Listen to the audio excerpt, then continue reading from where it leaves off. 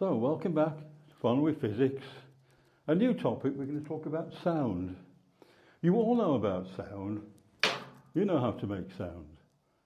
But how does the sound travel from where I hit the desk here to your ears? How does it do that? It's what we call a wave. A wave of energy basically moving through the air.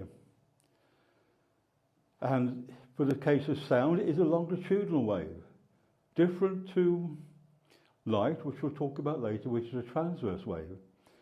A longitudinal wave means that whatever is carrying the sound from there to your ear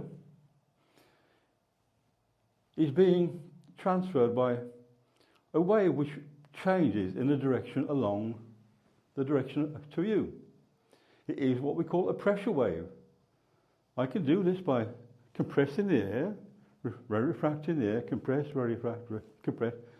If I can do that 20 times in 1 second, you can hear me. That is, I'm creating a wave. That is what we call a longitudinal wave. I can draw a picture if you like. Light is transferred this way by electric field like this, and the magnetic field like that. Different direction to the direction of the wave. Sound, pressure, moves along the direction of the sound wave. So, how to make a sound wave? As I told you, compress the air, rarefy the air, compress the air, rarefy the air. I'm changing the pressure of the air. If I can do it, as I said, 20 times in 1 second, you can hear it. Try at home. Can you do that 20 times in 1 second?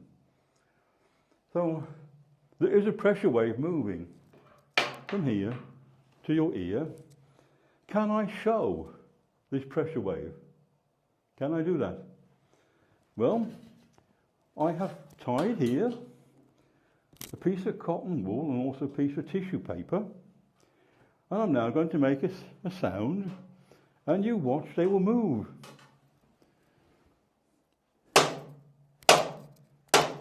Yeah? They move.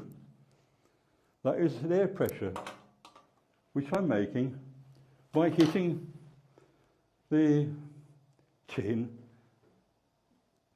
with anything, just to make a sound. You see, they're perfectly still now. They are reacting to the sound wave. So, an important thing about sound waves, they are reflected. It's very, very interesting that I talk and my voice is going forward, but yet you can hear me anywhere in the room. The sound waves are reflected off the wall. They're not reflected off the curtain. They're not reflected off the curtain.